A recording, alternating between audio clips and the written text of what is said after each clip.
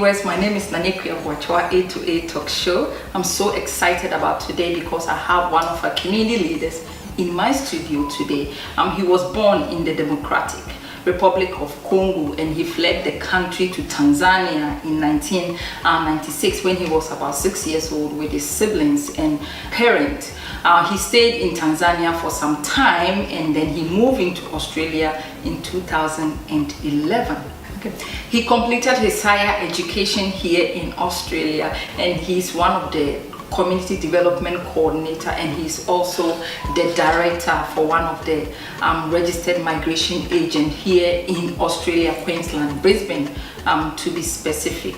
A few weeks back, this man was running for the Logan City Council candidate and he had to step down because he encountered some issues with his citizenship. But before the chat, I would like to take this opportunity to acknowledge my designer, Camilla Frank. I think everybody knows Camilla Frank. She designed this cloth for me today, and one thing I like about this design is the versatility. You can wear it any style you want. One good thing about this Camilla kaftan is you don't have to buy it if you can't afford it. You can hire this kaftan from McFashion Trend. For all hiring enquiries, contact them on their number below and also check them on their website. Blaise Itabelo is in the house to tell us all about it. Welcome to the show. Welcome to A to A Talk Show, Blaise. Today is the first time seeing you. My name is Nanekia and I'm the host for A to A Talk Show. So who is Blaise? Tell us about yourself. Well, just mentioned, Blaise is my name and I come from Congo, Democratic Republic of the Congo. That's where I come originally, and I think the last time I was there was in 1996. That was a long time ago. Yeah, so I grew up in Tanzania, did all my studies in Tanzania, primary school, my high school, and my first undergraduate degree in Tanzania. And I migrated to Australia in 2011. So, Blaise, tell me, what was your childhood like growing up in Democratic Republic of Congo and moving to Tanzania? Well, as I said, I left Congo in 1996. I was very young, less than 10 years old, and the war broke in Democratic Republic of the Congo. So I think that itself made me lose the whole memory of my childhood in the Congo because I was very young. That's just when I started the primary school, and the war broke.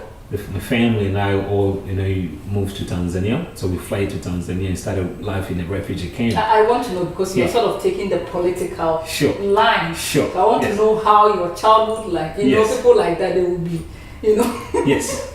And I grew up, I was born in Democratic of the Congo in South Kivu. Okay. That's the place where, until now, the war is still going on. You still have rebels attacking people every night. And, my father was the principal of a local school. Okay. And my mom wasn't working, And my mom wasn't working, so she stayed at home and looking after us, and dad was the one working. Born in a Christian family, so I grew up with, that Christianity in me. And, it was just a normal young kid going to school, and you go to school every day, so life was as usual like any other young kid when you're in your own country. So we ate, we played like any other child, and we were not worried about anything else until the day the war broke. And we were forced to leave the country and go and flee to Tanzania. As a young child, I remember crossing the lake in a boat from Congo to Tanzania. We saw people dying. Is it far? Pretty far. If I remember correctly, the journey took us pretty much 12 hours at night. So from one end of the lake to the other end of the lake, so around 12 hours, because it wasn't a very well sophisticated boat. I think it was a fishing boat, which usually wasn't meant to run fast, and a lot of people were. So the problem was that a lot of people could go in the same boat. And I guess the risk involved at that time to night time. At night, so it wasn't safe at all. You could only travel at night to avoid being seen with rebels and government soldiers trying to leave one place to another. So we managed to cross the Lake Tanganyika and arrived in Tanzania. And I think the most awful experience that I remember as a child is, coming and living in a refugee camp, because Tanzania wasn't ready for refugees when we first arrived. We were, I think, the first few boats to arrive in Tanzania, and so they were not prepared. That's when Tanzanian authority and UNHCR officials started, getting ready for people to be settled in refugee camps. So they were not refugee camp.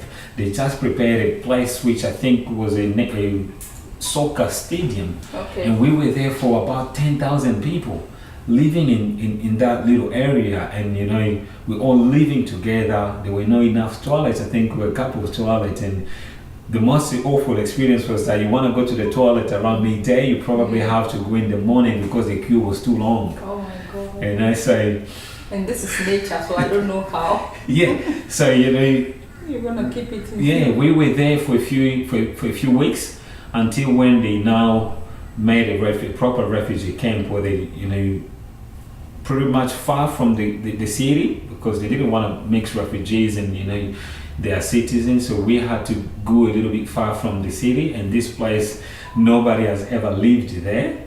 And I think it took around 5 or 6 hours. We're on the cow trucks, the trucks that usually take cows to the butcher.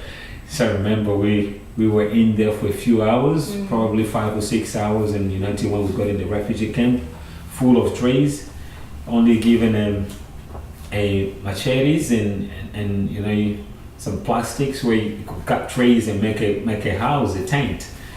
So that was hardship living in a place like that. Please tell us about your educational background. Yeah, so starting life in a refugee camp, we didn't have education, as we just all arrived. Everybody's trying to come to terms that now I was this in my country, and now I'm a refugee, and we don't know where peace will come back in my country for us to go. But eventually, life started. We started getting to understand that we may be there for a while, and people that were teachers back home started thinking about starting schools in the refugee camp.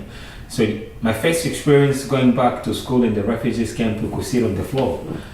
There were no schools, so we're sitting under the trees.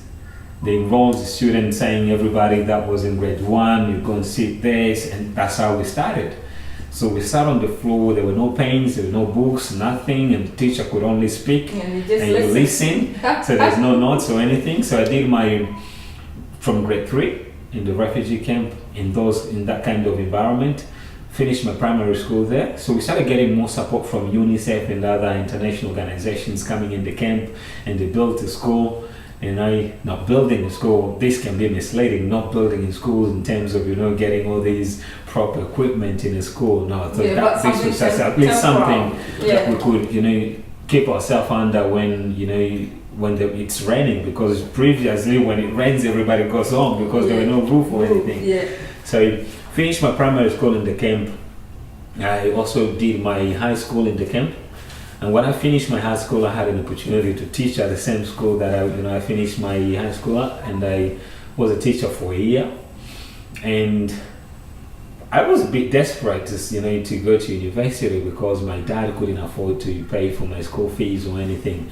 But I was privileged, I would say, to go and compete for a scholarship, which was a UNHCR scholarship, and it was usually very competitive. I think a couple of 100 or 1,000 people would go for a scholarship, and usually there were 2 or 3, not more than 5 scholarships each year. And I didn't want to do it because I thought I wouldn't get it.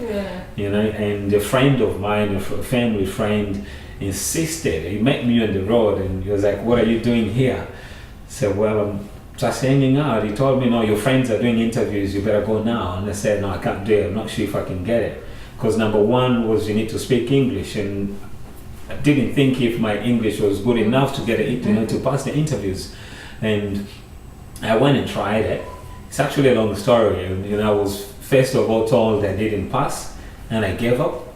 I went back, and while on my way, I realized, no, I forgot my pen. So the guy who came to to take the names of people that passed, borrowed my pen because I was sitting in front of the crowd. And he borrowed my pen, the pen that I liked. I was like, I've already failed the interview. I'm not leaving my pen. I gotta go back and ask for my pen.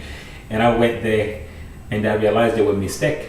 So I actually passed the interview. Oh. So I was privileged. I got the scholarship, and that's how I left the camp and go and do my undergraduate degree in Dar es Salaam. Oh, okay. What did you do? So I undergraduate. My dream was to become an engineer. Okay. So this is a funny story. My dream was to become an engineer, and as part of the scholarship process was, after you pass the interviews, you pick 3 courses that you want to do, and all my choices were engineering. I think it's the same in Ghana, where I come from. Sure. So I picked all the engineering courses, and I expected to become an engineer. And they went back, start looking for admissions, and we were told you've been admitted. And I remember I was told you'd be going to Institute of Social Work. I was like, all right, what's that? And you'll be studying bachelor's degree in industrial relations, majoring in mediation and arbitration. So you didn't get in any of your 3 preferences? So this is the story. I went there thinking, because industrial relations kind of sounds like, you hear industries, you kind of feel like it's engineering. Yeah. So I thought it was engineering, but going back, going now to the university, I realized no, it wasn't doing engineering. It had to do with mediation and arbitration. Working in Tanzania, they've got in the labor court, they've got an extension where they call the Commission for Mediation and Arbitration. So graduate of my courses were to go and work in the Commission for Mediation and Arbitration. So you only mediate and you doing arbitration of labor disputes. So if, let's say, an employer sacks an employee and they're upset about it, they go to the commission and we settle the dispute.